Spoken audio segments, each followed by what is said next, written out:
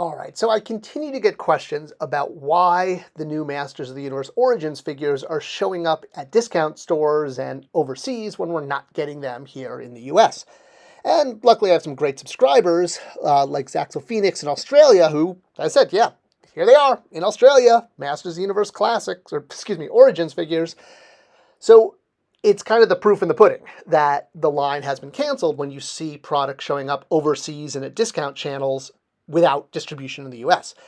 And to kind of illustrate this point, I want to tell the story of a toy line called the Modifighters Quickchangers. This was a toy line I had the absolute honor and privilege of working on. It's one of my first assignments at Mattel when I worked in Hot Wheels before I moved into the action figure marketing group.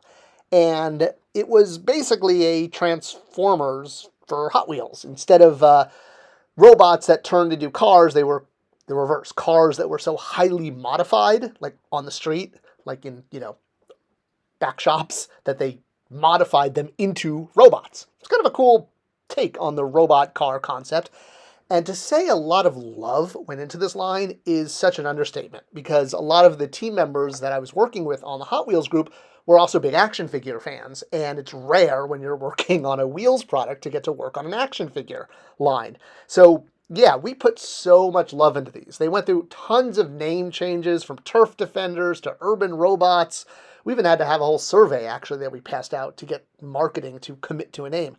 And they evolved, and they really, turned out pretty amazing for especially the few resources that we had. It wasn't exactly the highest priority line, but we put a lot of love into it. And as the copywriter on the line, I got to come up with a backstory and write bios for all the characters. I mean, we're talking about, an action figure collector's dream, right?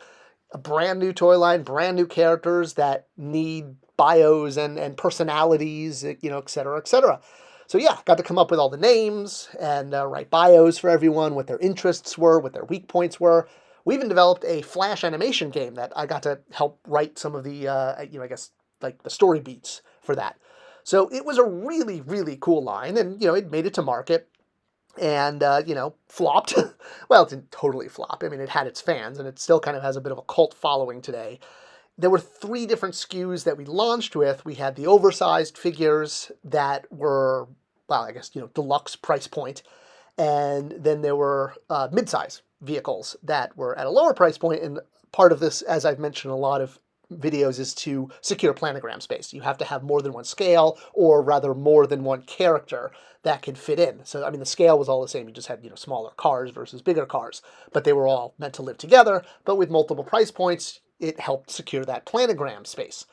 So with features like water blasting damage, like when you filled a little, gun with water and squirted it, it would show battle damage on your opponent, and that's how you knew you won.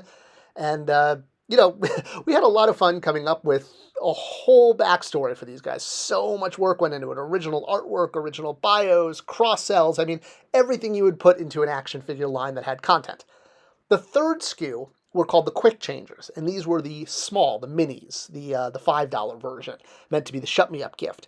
These were going to launch in year 2 in order to complete the plano, and we had a group of, I think, 8 robots. What differentiated these, not only their size, but it was a one-touch transformation. You could either push down on the head or roll it a few feet, and it would pop up and quick change automatically from car to robot. Pretty cool, especially for a kid-aimed product. And again, as the brand manager the copywriter overseeing it, I obviously got really into coming up with names and bios and, the whole thing. You can see the play pattern there. A kid just sort of pushes the car and it will stand up on its own after a few feet. So we had all sorts of cool characters that got to join this line. And they also required original heads, original paint jobs, and original personalities that would differentiate them from the higher price point figures that were already out. It was meant to complement them so that you could have an entire world. One of the really cool things the designers let me do was contribute to the head design. So I came up with the head design for the guy on the bottom right, and actually the bottom middle there, doing the Rastafarian character, and that one on the bottom right as well. So naming all the Quickchangers was, I think, one of my last jobs on Hot Wheels before I got moved over into the marketing group on the DC Universe line and eventually Masters Universe Classics. But the love that went into El Destructo and Dahab and Big Mother, I mean, heck, I named the Rastafarian character Dahab based on the town in Egypt I visited after college. After finishing touring the pyramids, we had a week in Dahab, which is like a Caribbean resort for Eastern Europeans. Totally unexpected bonus to that Egypt trip.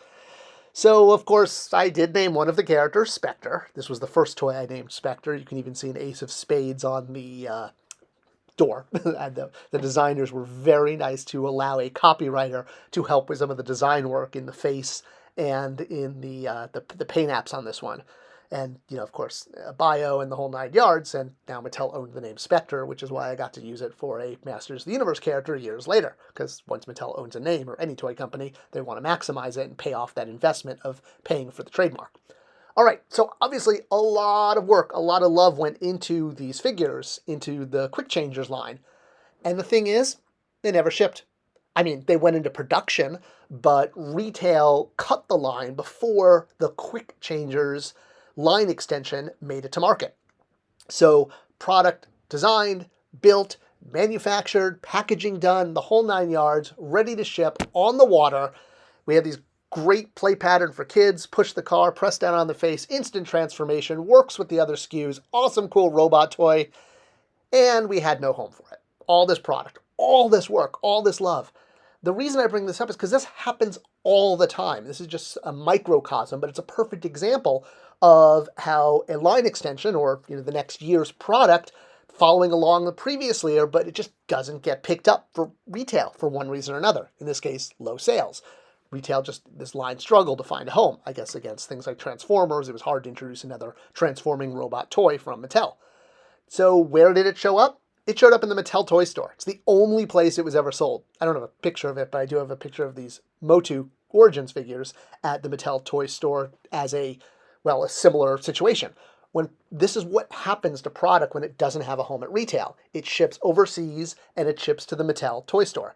Despite all that work, all that energy, all that love that went into product, when you just don't have a retailer ready to commit and product has already been shipped, you've got to get rid of it as soon as possible. And things like overseas, like where this Masters of the Universe Origins product is now showing up in Australia, is just like the Modifighters, the Quickchangers, a textbook example of the final year of product not making it to retail and needing to get dumped and cleared out. I hope this video further clarified kind of what happens to product that gets worked on and doesn't find a home, and knowing that it's all sorts of brands, all product has to sort of deal with this fate if retail is just not enticed to continue a line. Thanks for watching, thanks for sharing, and see you guys in the next video. Hope this was helpful.